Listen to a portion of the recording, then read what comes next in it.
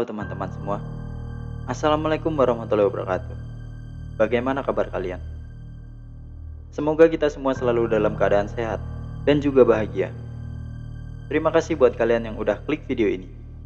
Dan pada kesempatan kali ini, saya akan mencoba membahas sebuah peristiwa mengerikan yang pernah terjadi di kota Bogor,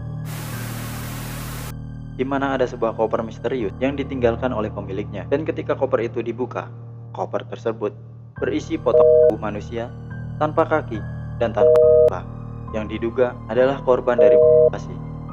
Lalu bagaimana kisah lengkapnya? Tetaplah bersama kami di Jurnal Faro.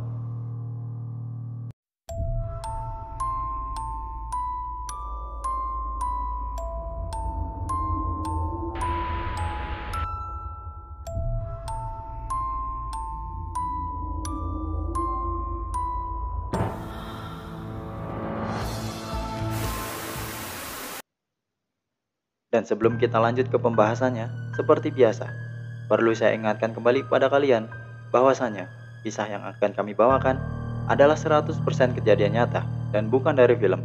Oleh sebab itu, jangan lupa untuk like, komen, dan juga subscribe ke channel ini.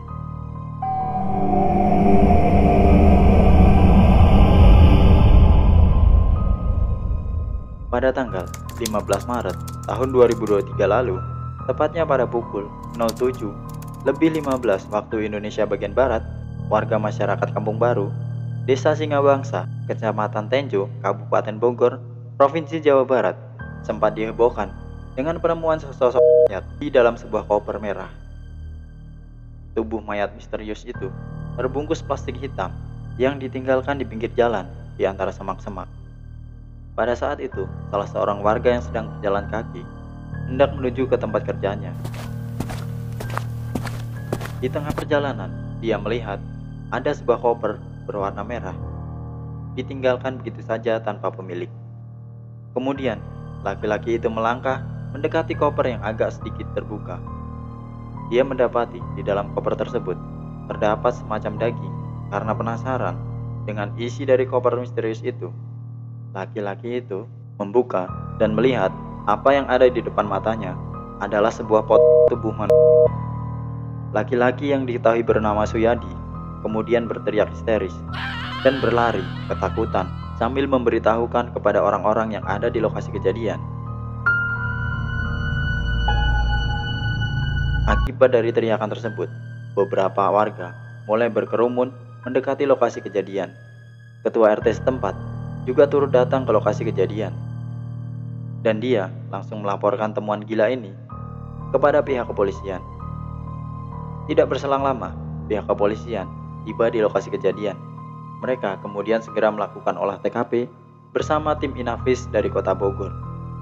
Dan potong tubuh yang belum diketahui identitasnya tersebut segera dibawa ke Rumah Sakit Polri Kramat Jati guna dilakukan autopsi demi mengetahui penyebab dari kematian korban. Sementara itu, wilayah TKP telah dipasangi garis polisi. Mayat yang diketahui berjenis kelamin pria tersebut diduga adalah korban mutilasi.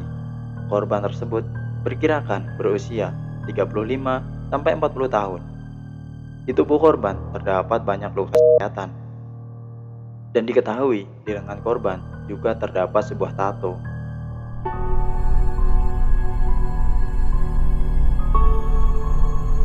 Lalu bagaimana cara polisi mengungkap kejadian ini?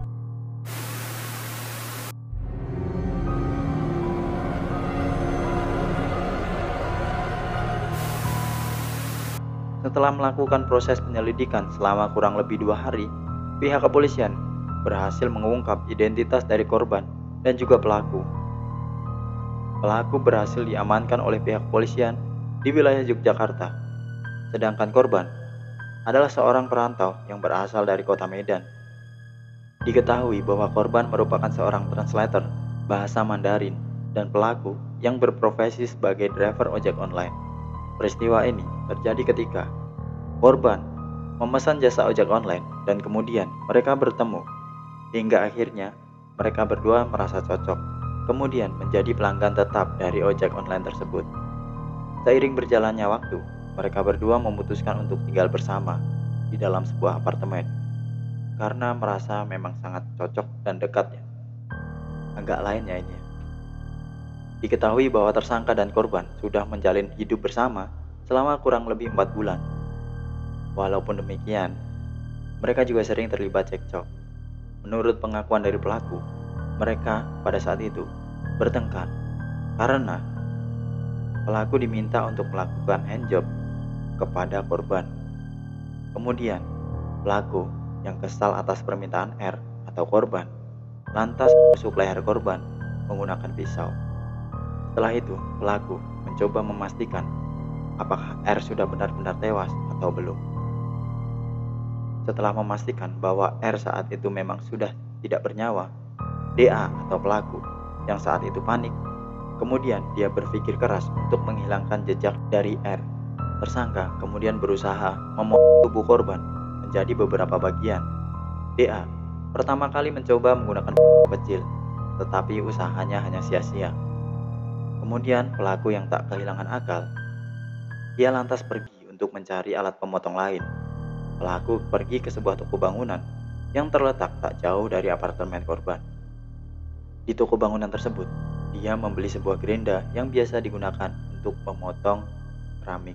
Setelah selesai melakukan pembayaran, pelaku kemudian kembali ke apartemennya dan mulai melakukan aksi kejinya.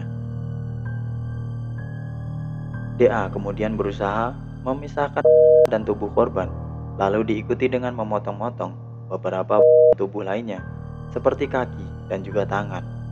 DA kemudian mengambil sebuah koper dan memasukkan bagian tubuh dan juga tangannya.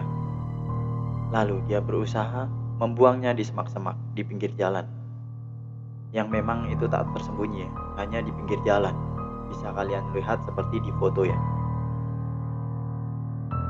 Lalu untuk bagian kepala dan juga kaki korban, DA mengaku telah membuangnya di aliran sungai Cimancerwi di daerah kota Tangerang, dan sungai itu diketahui memiliki aliran air yang terbilang sangat deras ya. Dan atas peristiwa ini, kini pelaku harus mempertanggungjawabkan perbuatannya. Kini DA dikenakan pasal 338 dan atau 340 KUHP tentang pembunuhan dan atau berencana. DA terancam hukuman mati. Dan itulah tadi sedikit pembahasan dari kasus penemuan mayat di dalam koper yang berada di daerah kota Bogor. Semoga kita semua selalu dijauhkan dari hal-hal buruk yang tidak kita inginkan.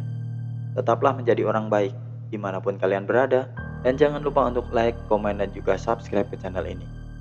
Saya Riko, admin dari Jurnal Faru undur diri, and see you on the next video. Bye bye.